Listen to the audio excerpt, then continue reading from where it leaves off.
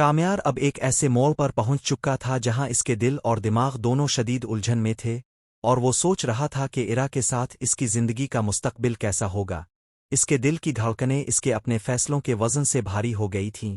وہ یاد کر رہا تھا وہ سب لمحے جو اس نے ایرا کے ساتھ گزارے تھے، ان کے ہنسنے، باتیں کرنے، چھوٹے چھوٹے جھگڑوں اور نرم جذبات کے لمحات۔ ہر چیز ایک فلم کی طرح اس کی آنکھوں کے سامنے گردش کر رہی تھی، لیکن ساتھ ہی اس کے دماغ میں یہ سوچ بھی آ رہی تھی کہ شاید یہ تعلق اب اس کے لیے ممکن نہیں رہا، کہ وہ خود کو اور ایرا کو وہ سب خوشیاں نہیں دے پائے گا جو ایک تعلق میں ہونا چاہیے۔ اور یہی سوچ اس کے دل میں ایک عجیب سی خلش پیدا کر رہی تھی۔ اس کے اندر ایک طرح کی خوفزدگی، غم اور خود سے مایوسی کی کیفیت نے جنم لیا۔ اس کے خیالوں میں بار بار یہ سوال گونج رہا تھا کہ کیا اس نے صحیح فیصلہ کیا وہ ایرا کو تکلیف پہنچائے بغیر اپنی زندگی آگے بڑھا سکتا ہے؟ کامیار نے محسوس کیا کہ اس کے جذبات اب زیادہ پیچیدہ ہو چکے ہیں، اور وہ صرف ایک طرفہ محبت تعلق کی بنیاد پر زندگی نہیں گزار سکتا۔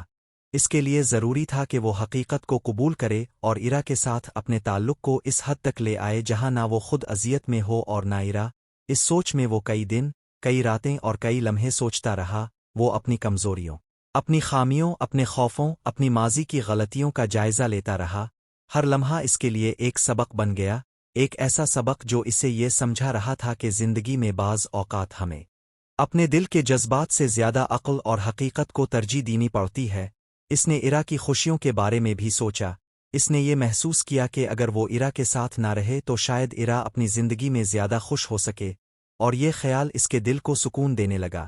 لیکن اس کے ساتھ ایک عجیب سا درد بھی تھا، ایک درد جو اس نے پہلے کبھی محسوس نہیں کیا تھا۔ یہ درد اس کے اپنے دل کی کمزوریوں اور انسانی جذبات کی پیچیدگی کو ظاہر کر رہا تھا۔